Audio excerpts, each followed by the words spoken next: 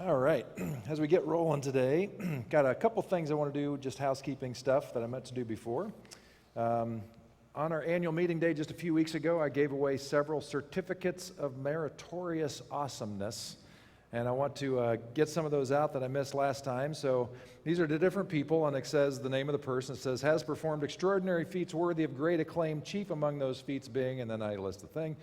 May the glory of these feats live long in the memory of this clan, and may the air be filled with hosannas and glad tidings there too. So just a couple right out of the gate that I want to celebrate today because they're here, and I remembered to bring the certificates. The first is David Carney Brown, because he is doing such a great job with us.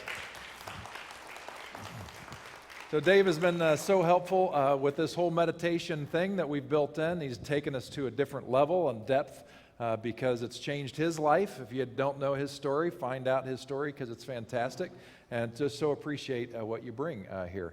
And Elizabeth Tausch, she's one of these behind-the-scenes persons that you may not even know she's doing her work.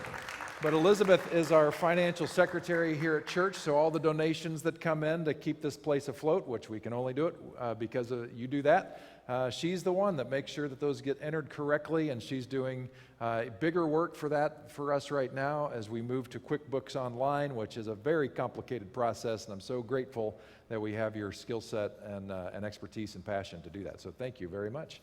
And then a couple that need to, oh yeah, I did mention this one a few weeks ago, and I just want to give him a thing.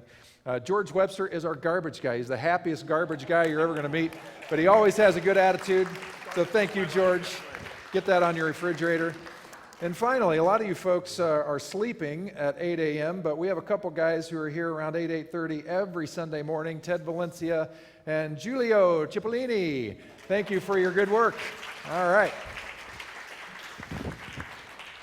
So those guys do a lot behind the scenes that make it possible for our live stream people to be a part of us. And, we have a bigger audience than shows up physically on campus. It kind of blows my mind because it has continued to grow since COVID. We knew that COVID, a lot of churches gained an online presence, but ours just continued to grow beyond that. So we have about 1,000 people that follow us on our YouTube channel and watch periodically, and then we have folks who follow our podcast, which is basically just the teaching each week beyond that. And we can't have any of that without people up in the booth making that happen. So thank you very much for that. All right. So thank you. So out of curiosity, how many of you have been a part of Crosswalk for 7 years, at least? All right, quite a few of you. How many of you of 10 years or so? All right, and how many of you more than 15 years? Yeah, a bunch of you. Now, Wanda's not raising her hand. I don't know why that is, but she's been here since 1903, and we're just so thrilled. She comes to mind today because the reason I asked that is right around 2017 is when my daughter graduated from high school, and that kicked her on to college. And so some of you who are newer to Crosswalk wouldn't have known my family. So we came out to California in the fall of 1999, and I had a 2.5-year-old son and a 6-month-old daughter, and they started growing up. And this church helped grow them up and loved them, and they love this church because of that. Well, we got some news from Lakin yesterday. So, yeah, so that's fun. Yeah, we love Grayson. He's a great kid, and with names like Lakin and Grayson, there's definitely a Hallmark movie in their future. Has to be. Well, talking about my daughter, she hasn't always looked like this. She was once about this tall, and when we first moved out here with her, she couldn't even walk yet. And I remember in November of 1999, we'd moved out here, and we're in Walmart just trying to find our way around and get into new habits, and we're just getting normal everyday stuff. And I come across this traveling roadshow, and it has a product I'd been dreaming about that I didn't know I'd been dreaming about until just that moment. But as soon as I saw the product, I was like, I have to have this product. And unfortunately, the person selling was really good at her job. And she knew a sucker when she saw one, namely me. And so she began to talk about how this product was going to change my life forever. And it was the Quick Cut 2000, which was a hand crank food processor. And as she looked at this was 1999, where we're just like 8 weeks away from the year 2000, when the whole world is going to fall off a cliff. Everybody remember the fear and trembling that went across the world? Well, turns out the Quick Cut 2000 was 2000 compliant. I didn't have to worry about that date shift. And so she started to talk about all these great things I could do with this new handheld food processor.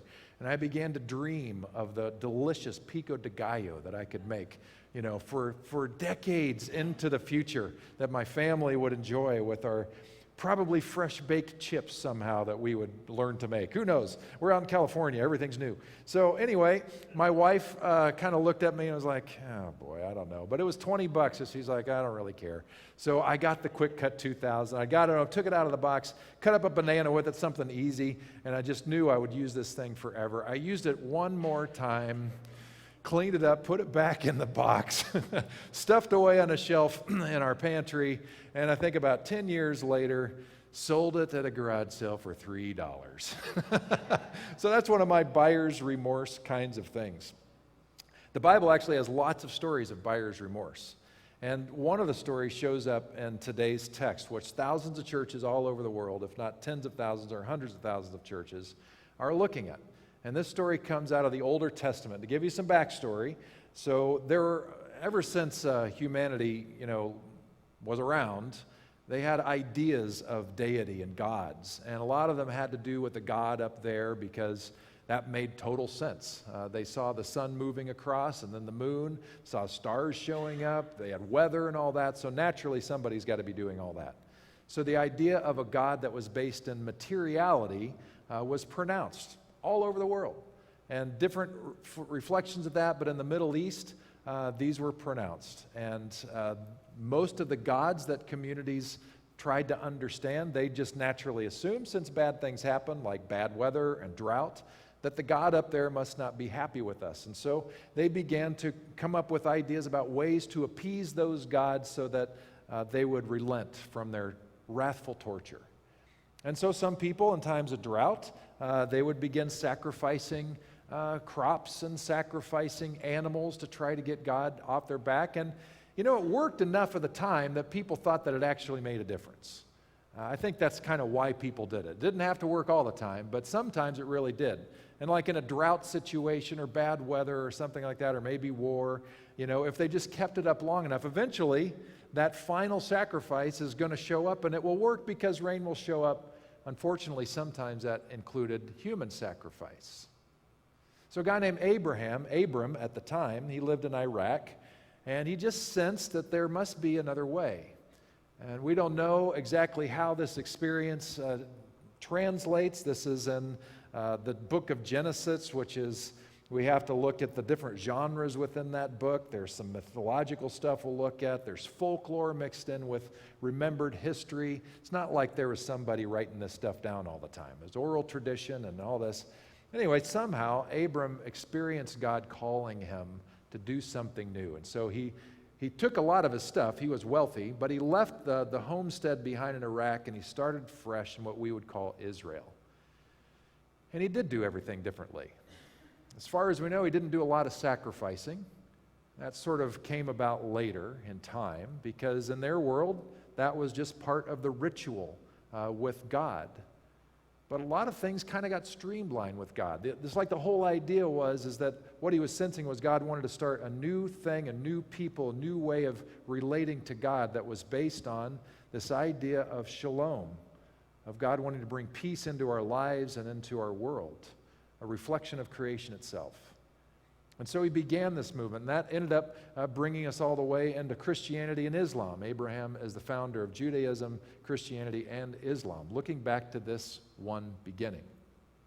One of the ideas is that this group of people would not have a king over them because God would be their king.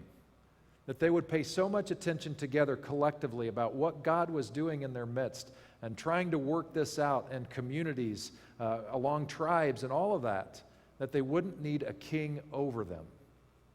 But then, over centuries of time, things changed. They started to look around at other countries, and eventually this happened. All the elders of Israel got together and confronted Samuel at Ramah. We're maybe somewhere 600 to 800 years into Israel's history. By the time Abraham heard this till now, you're somewhere around a little before 1000 BCE. That's the time of this writing. So all the elders of Israel got together and confronted Samuel, who was a prophet and judge at that time. They presented their case. Look, you're an old man, and your sons aren't following in your footsteps. Here's what we want you to do. Appoint a king to rule us, just like everybody else. That's something God did not want. When Samuel heard their demand, give us a king to rule us, he was crushed. How awful. And Samuel prayed to God. God answered Samuel, go ahead and do what they're asking. They are not rejecting you. They've rejected me as their king. From the day I brought them out of Egypt until this very day, they've been behaving like this, leaving me for other gods. And now they're doing it to you. So let them have their own way, but warn them of what they're in for. Tell them the way kings operate, just what they're likely to get from a king. And so Samuel spent a good amount of time talking about what would happen if they went down this path. It was not going to be good. First of all, they were going to lose a lot of their money because you can't have a kingdom without the infrastructure and all that required. And if you're going to have a kingdom, you got to have an army to defend that kingdom, and that's going to cost you a lot of money. And kings full of power generally like to look like kings and ride around on fancy donkeys and stuff, and that's going to cost money. So Samuel's saying, the king, if you're going to have a king, they're going to rob you blind. And it's going to get worse. Your quality of life is not going to go up, it's going to go down. And your sons and daughters, whenever you go to war, they're going to be conscripted into service. It's your sons that are going to die, not the elite. So consider carefully if you want a king. And remember, that was never God's intent, Samuel would have said. But they relented, and they got themselves a king. And the first king they got, his name was Saul. He was tall, dark, and handsome, and that's about all you can say about him. He didn't bring a lot to the table. He was emotionally unstable. He was known to fly off into fits of rage and kind of go crazy on stuff. David, his kind of right hand, would calm him down with some music and things, but it was a big hot mess right out of the gate. And in fact, if you look over the history of the kings of Israel and eventually the kings of Judah as well, you're going to find out that you can probably count on one hand the kings that were actually good. Most of them were corrupt. Most of them fell into the ways of other traditions and led Israel into terrible places. David, who would replace Saul, was the most beloved king perhaps, but he was a hot mess as well. He had his own internal struggles, which we'll talk about. This is an example of a buyer's remorse, gone nationwide. A whole people wanting this thing that they're sure is going to make their life better, only to find out not so much. On the other end, fast forwarding about 1,000 years, we catch up with Jesus. He lives in a time in the first century, Common Era, in northern Israel, in the region of Galilee. If you want to think about this in this way, with all of the cultural dynamics at play here, think about San Francisco and the sophistication, the global kind of international vibe it is known for, and then think Lake County. Worlds apart, right? The people in Jerusalem, which is the capital city for all things Judaism, when they thought about Galilee, they thought about Lake County. Backwater, impoverished, struggle. That's where Jesus lived. That's where he spent most of his life. That's where he tried to make a living. And it was hard to live up there. One of the things that was hard is they were under Roman oppression.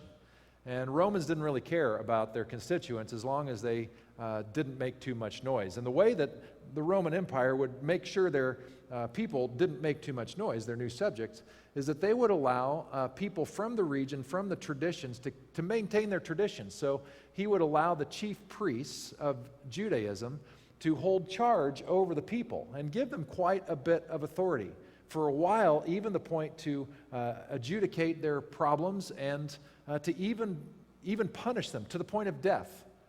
Now, by the time Jesus came around, Rome rescinded that capacity from the Jewish leaders because the Jewish religious leaders abused that penalty too much. They were killing too many people, and so they took that punishment away. That gives you a hint of the flavor of the Jewish leadership at that time. Not all Jewish people. Jesus was Jewish, right? All of his people in the northern part, they're all Jewish. This isn't a slam on Judaism. This is a slam on the Jewish leadership who became corrupt. They were known to line their own pockets from the pittance offerings that these people from all over would come and give. And I mean that. These chief priests lived large inside the city walls in 2,000 square foot homes. That's a pretty good middle class house here. That's a mansion back then, all on the backs of those they were supposed to be serving. So there was a lot of angst among the people, and Jesus certainly shared that angst. Somewhere along the line, I think it was somewhere around his baptism, we're not exactly sure, but something changed in Jesus. I think he had an experience of God that absolutely blew his mind. One of these unitive experiences that he can't walk away from anymore. And it not only changed his eyes, but it opened his life to the work of God in his life in ways that had not shown up yet in his life. Because it's somewhere around 30 to 34 years of age that he starts acting very different. He's no longer just a day laborer, but now he's going around, he's saying, you know, I've got a different interpretation of the scripture that we've been hearing all these years. And it's not nearly as punitive as we've heard. I think God is expansive and inclusive and is graceful with us. And I think all the offerings and the sacrifices we've made to get God to love us, I think we've been bamboozled a bit, because I think God actually loves us right out of the gate. And maybe we ought to start living like that. And he started saying this stuff. And people, they just were so desperate to hear such good news. So they would flock to hear it. And people who were struggling with different kinds of ailments and physical issues and emotional issues, they would come to him and ask for help. And he would do things that actually helped, that are kind of confounding. People would call things demon possession and some kinds of healings. And somehow, working through Jesus, the Spirit of God did powerful things. And so, as this started to happen, as you can guess, people started to follow Jesus.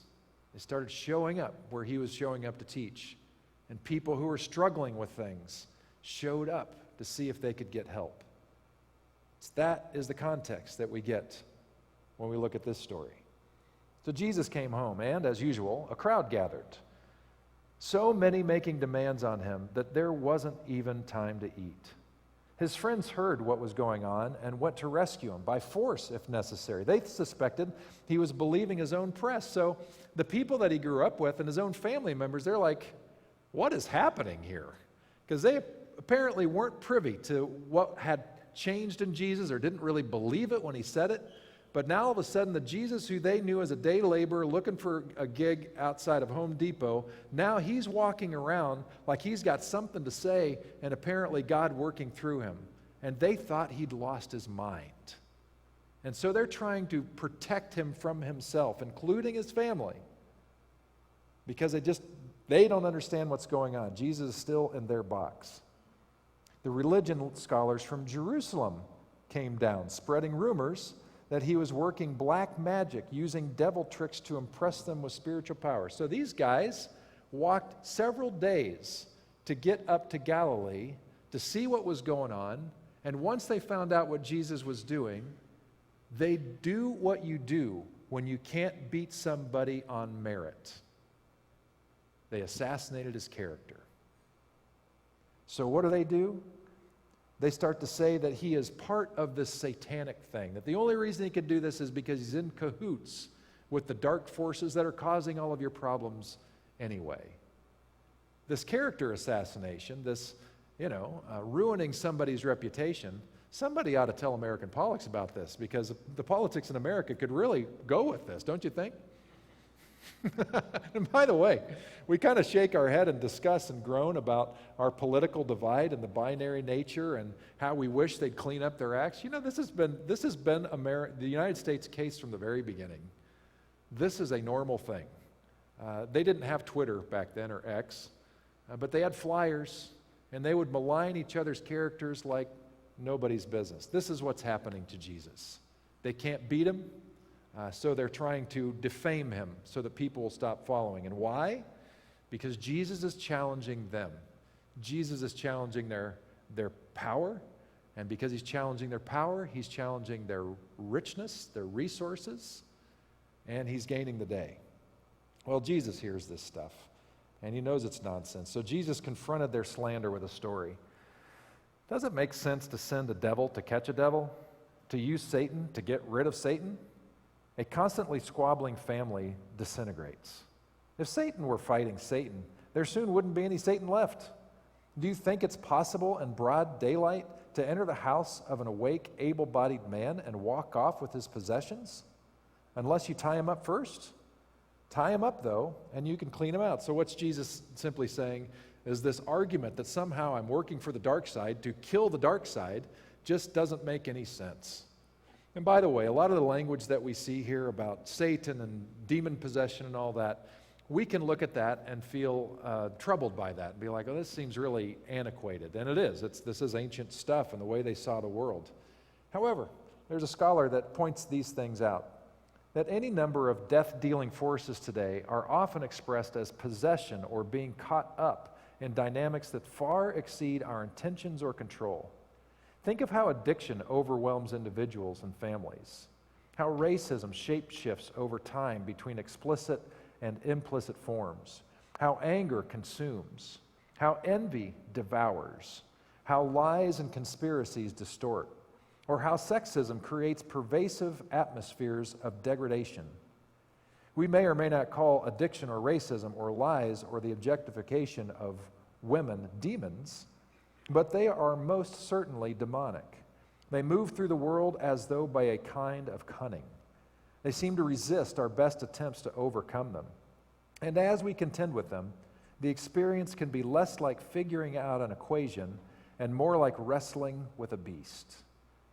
Jesus has come into the world as a healing liberator in direct, authoritative opposition to the death-dealing forces of evil and ruin in the world. So this is what Jesus came to do, to handle the brokenness, to deal with those things that we struggle with dealing with. Because the things that are true struggles that last a long time, they're not quick fixes. It's not a simple solution. You know, if you've ever known anybody in depression and just say, get over it, you're going to be in for a rude awakening and maybe a slap in the face. Or somebody who's addicted to fill in the blank, and you just tell them, well, just stop doing it. And you're going to recognize right away that you are asking them to do something that is just not so easy. The things that are with us that are genuine struggles, they got there over time.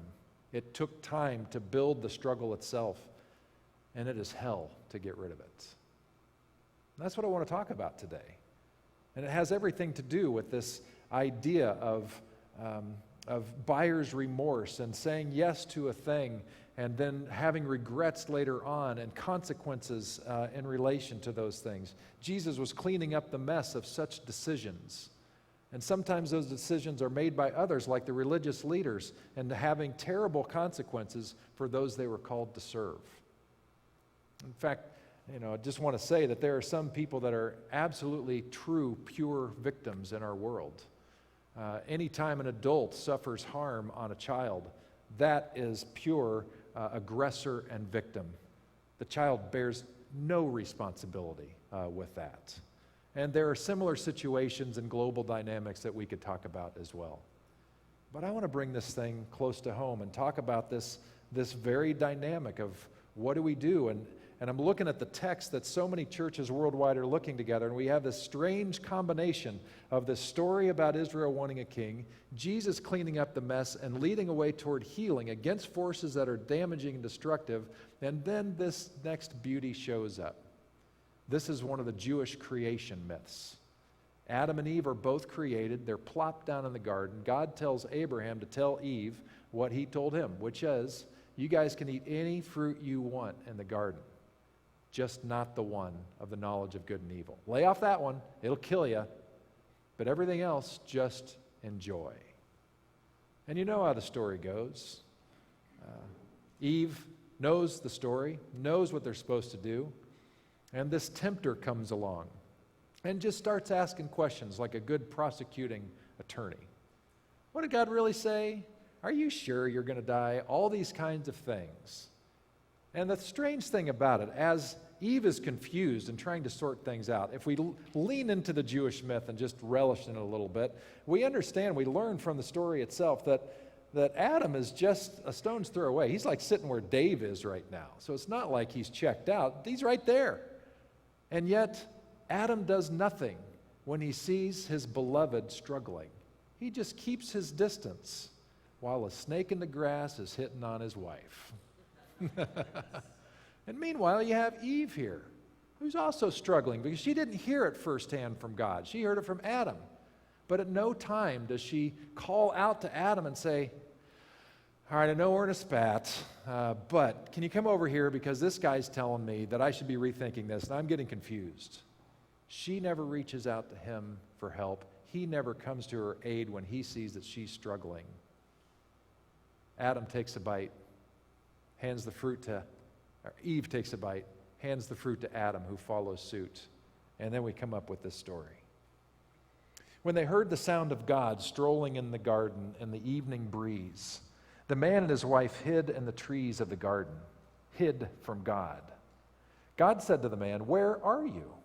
Now, I just want to point out, as many scholars, and I have as well over time, that God is not asking this question because God does not know where Adam is.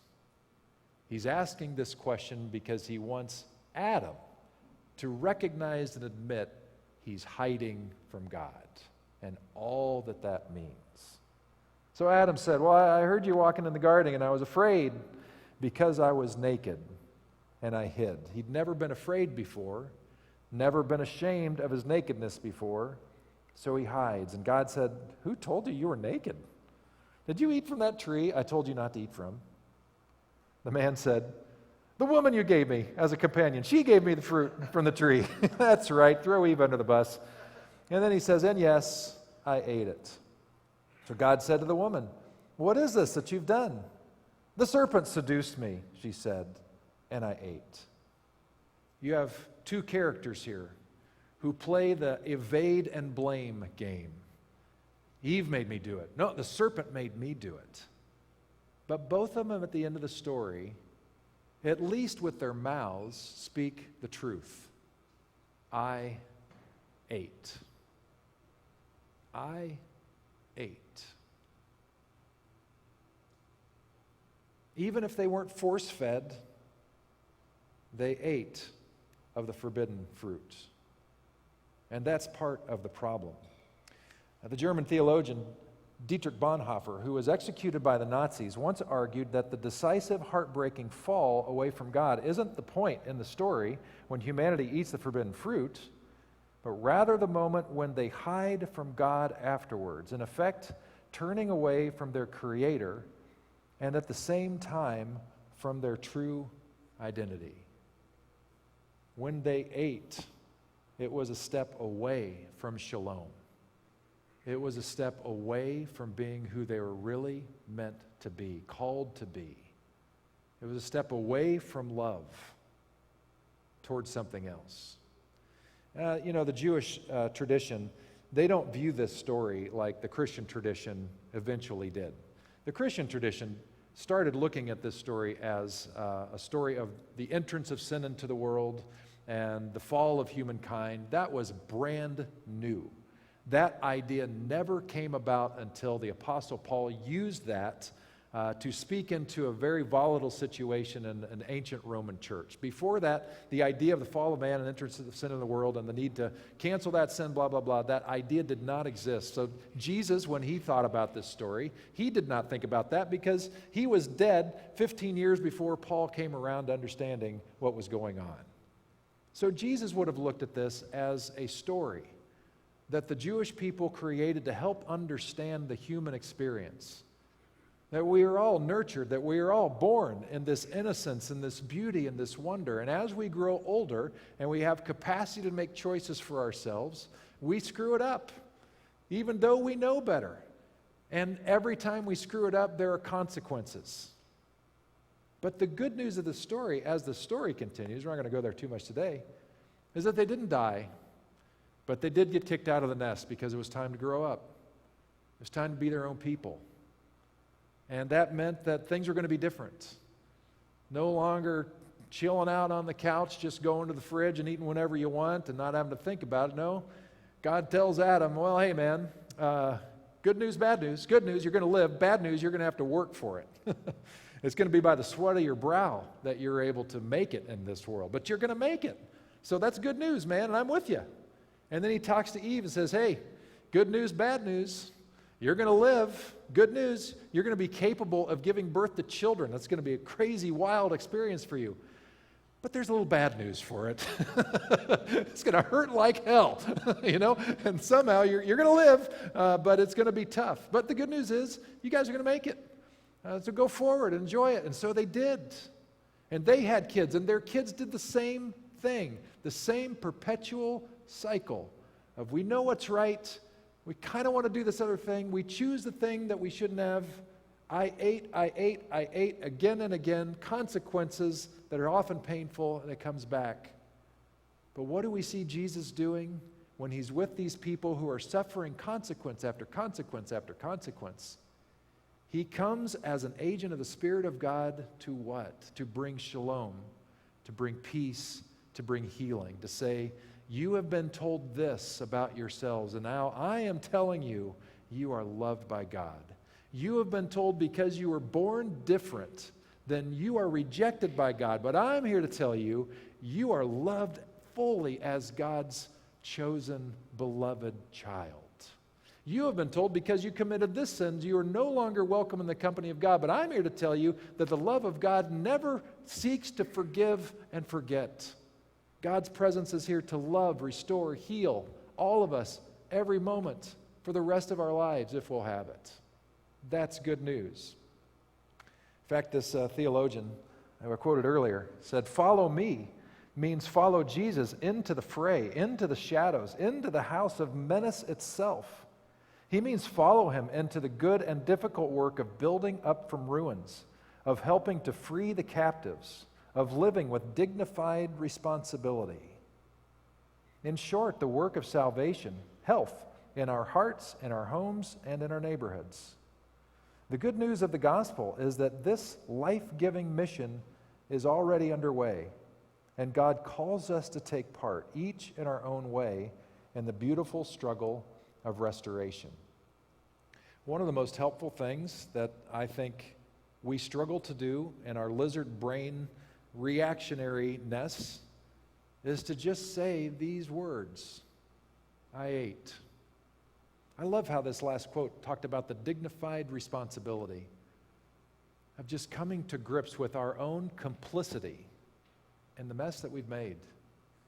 It doesn't make it all better, but it keeps us from blaming the other so much for our pain and suffering and owning in a healthy way where we are and why we are where we are.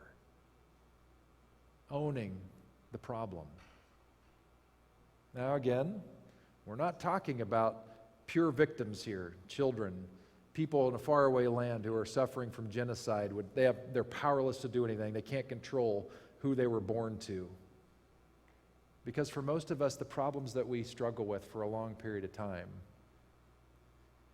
we have some ownership in the problem. But until we say to ourselves and to God, I ate, we're going to be stuck on repeat. And you know what happens when we get stuck on repeat? Two things.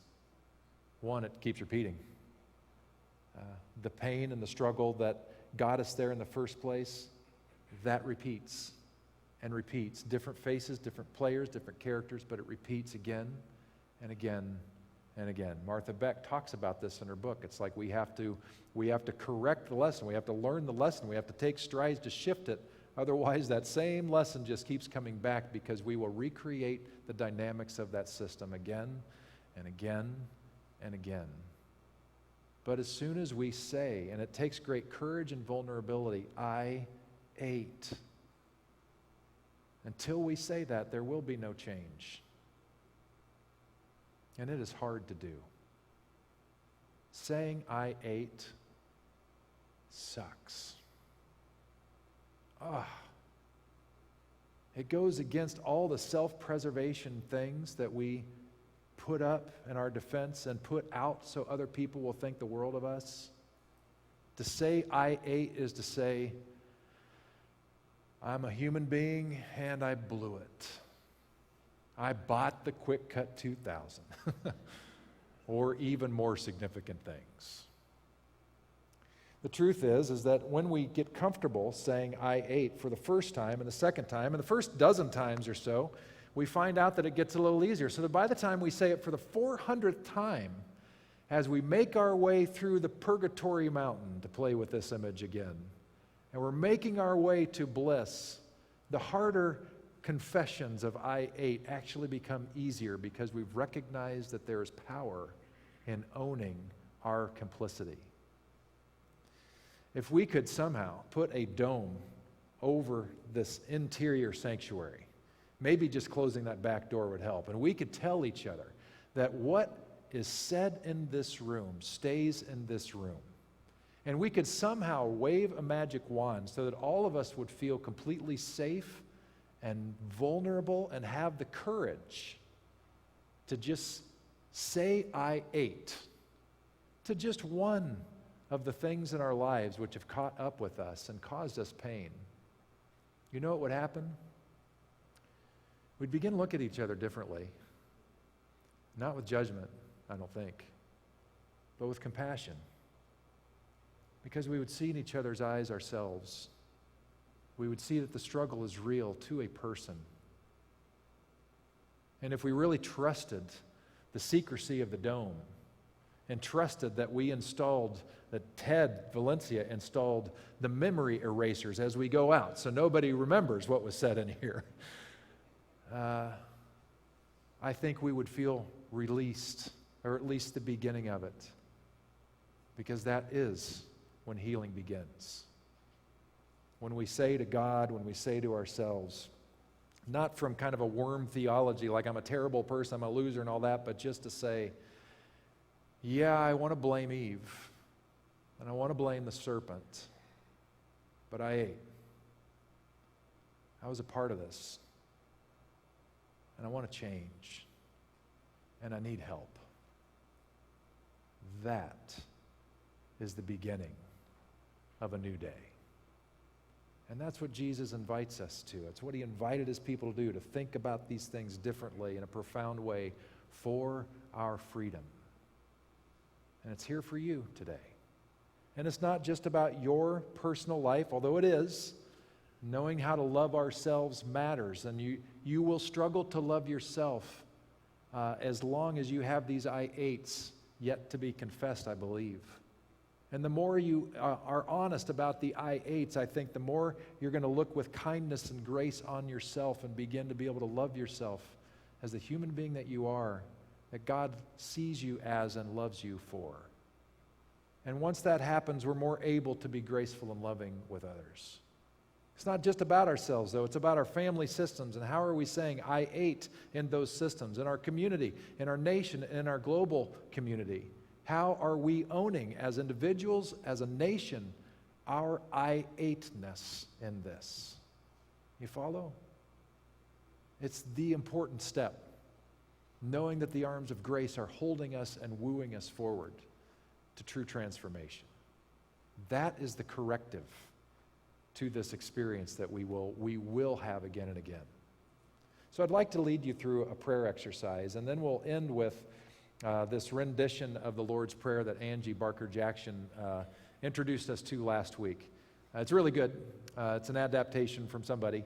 And what I like about it is it asks God to overlook our stupidity as we are graceful with those who have been stupid toward us, or something to that effect, because we need to own our stupidity today. So I invite you to stand with me. This is going to be an exercise called the body prayer. The body prayer.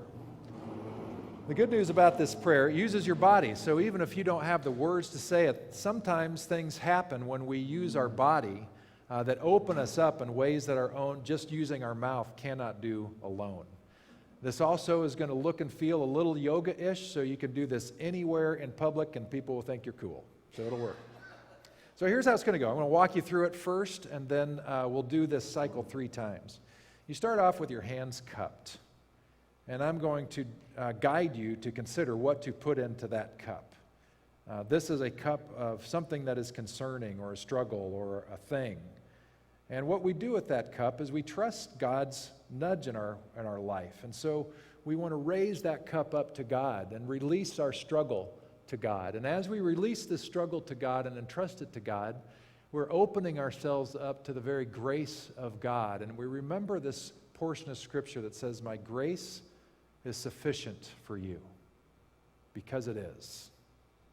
And we stand in reverence of the grace that gave us life and holds us and leads us forward. And then we start over. Got it? All right, so let's start, and I want you to envision yourself. Maybe you were thinking about some of the struggles that you have. I'm guessing that you've been messed with today as we talk about the I ate reality. Maybe you're feeling a bit broken and wounded and weak, unworthy, but you are loved. So I invite you to lift your very self up to God and entrust yourself into the care and the love of God, the grace of God. And I invite you to say, "Your grace is sufficient," and stand in reverent awe. You are loved. You are loved. You are loved.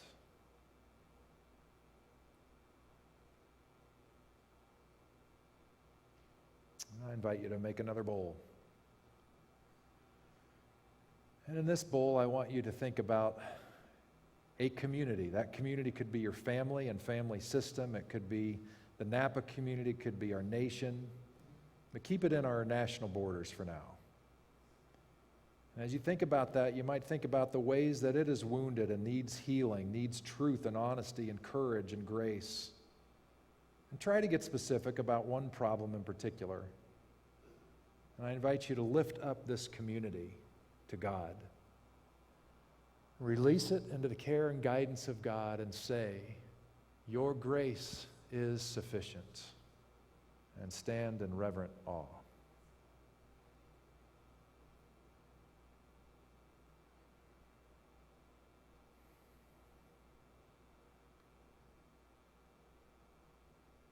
And I invite you to create another bowl. And I want you to think about our global community. It's hard not to be depressed when we think about genocide in the Sudan, the war between Israel and Hamas, which is taking tens of thousands of innocent lives in Gaza. We think about Russia and Ukraine.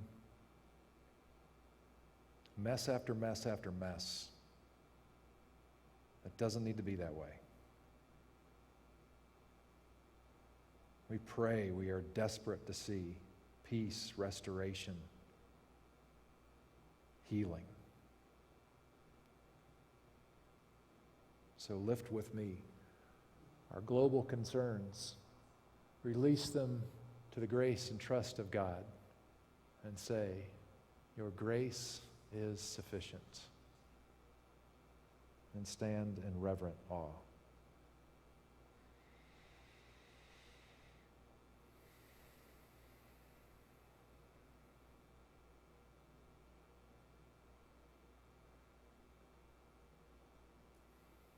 God, may your Spirit, which is so palpably here today, do its healing work to a person in this room, in our communities, be it family communities or our Napa community or our national community, and all the way out to the global community.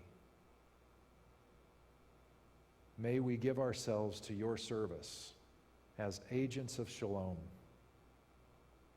that we would be peace builders and makers, that as we are coming to grips with our own peace that you have given us, that we would encourage it and share it wherever we go.